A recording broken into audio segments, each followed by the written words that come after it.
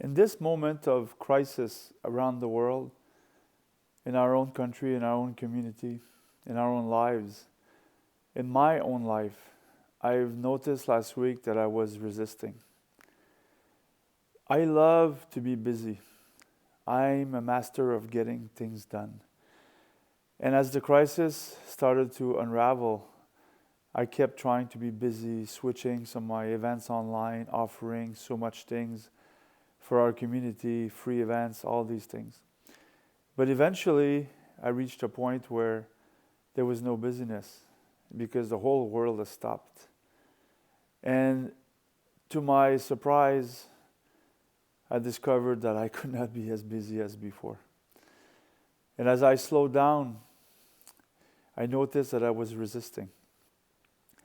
I was resisting to embrace the slowness that was coming into my professional life, my personal life. I was resisting going inside because this is a time of personal transformation. And as I opened my heart and went inside slowly and surely, I discovered that there were emotions that wanted to be felt, that wanted to be lived, that I was resisting. It first started with some sadness last week, and then there was some anger. Some of you know my journey. I left the corporate world. I'm a corporate refugee because I felt that I could change the system better by being outside the system. And I've gone through severe financial challenges over the last 3 years. I almost went bankrupt last summer. But through my perseverance and my willingness to overcome my own fears, I started to discover that I could make it. There were times where I didn't know I was going to make it, but I continued. I trusted. I had faith.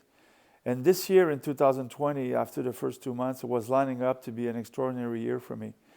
It was the year where I could finally establish some solid financial roots and pay some of my debts and maybe have some stability on a financial point of view for me and my family.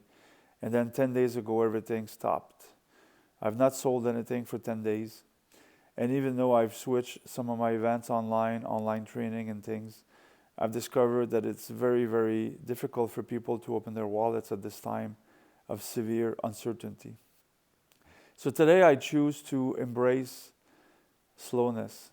I'm still going to keep working. I'm going to go and finally get back to the book I've been trying to write for the last 2 years. And I'm going to keep offering free events to our community in this time of duress and bring amazing speakers to share the wisdom.